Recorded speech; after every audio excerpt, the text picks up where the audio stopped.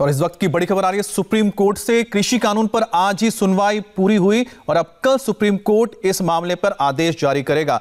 तो तमाम जो सामने बातें आई थी कृषि कानून को लेकर, जो याचिकाएं दी गई थी, उसको लेकर सुनवाई हो गई है। अब फैसला यानी आदेश बताया जा रहा है कल आएगा। गोनिका हमारे साथ जुड़ गए, जो लगातार हमें सुप्रीम कोर्ट से इस बारे में जानकारी दे रही है। गोनिका, आपके पास क्या अपडेट है?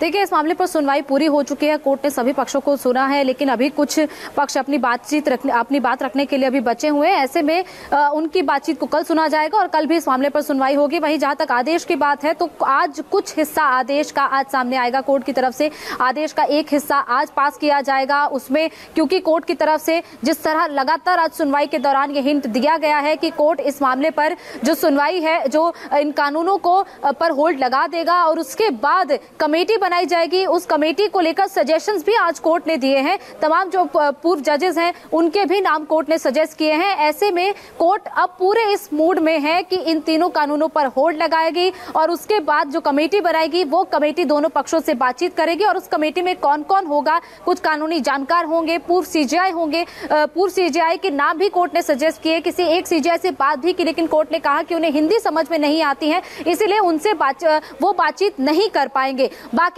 कोर्ट लगातार सजेशंस जो है वो खुद ही ले रहा है। कोई सजेशंस जो है वो इस कमेटी में कौन कौन लोग होंगे, कौन कौन सदस्य होंगे, उनके सजेशंस किसी भी वकील से मांगे नहीं गए हैं। हो सकता है कि ये सजेशन शायद कल मांगे जाए, लेकिन आज गोनिका एक चीज और क्लियर कर दीजिए कि गोनिका एक चीज और क्लियर कर दीजिए और कमेटी बनाएगा। जो कमेटी जो बनाई जाएगी, इसमें जो भी लोग होंगे, जो मेंबर्स होंगे, क्या वो सिर्फ पंजाब, हरियाणा, वेस्टर्न यूपी के किसानों से बात करेंगे जो इस वक्त डेरा डाले हुए हैं, या फिर कि वो बाकी राज्यों के भी जो तमाम किसान संगठन है उनसे भी बातचीत करेंगे? इस पर आपसे मैं सुनूंगा आप कोर्ट ने क्या कहा, लेकिन उससे पहले एक रिएक्शन आ रहा है कोर्ट से, वो आपको सुना देते हैं। लग चुका है, इतने किसान मर चुके हैं, कुछ तो सुसाइड कर चुके हैं, बारिश हो चुकी है, मौसम कितना ठंडा है, इन सब बातों के बावजूद भी वार्ताएं चल रही हैं, डायलॉग चल रहे हैं।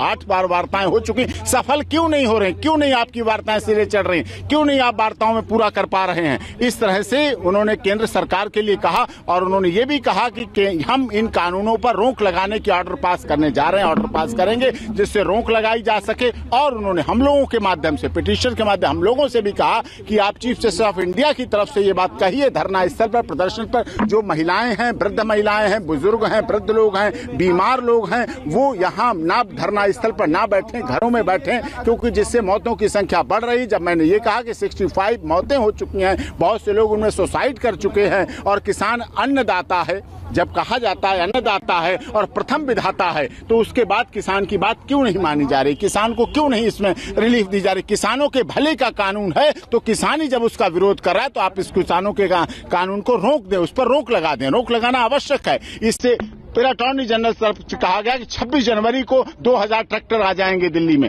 तो 26 जनवरी केवल सरकार की नहीं है कॉन्स्टिट्यूशनल डे। 26 जनवरी सबसे अधिक प्रसन्नता का दिन इस देश के किसानों का है, क्योंकि 26 जनवरी आने के लिए किसानों ने, स्वतंत्रता सेनानियों ने, हमारे देश के शहीदों ने बलिदान दिया, तब ये 26 जनवरी हम मना पा रहे हैं। 26 जनवरी हमारे लिए।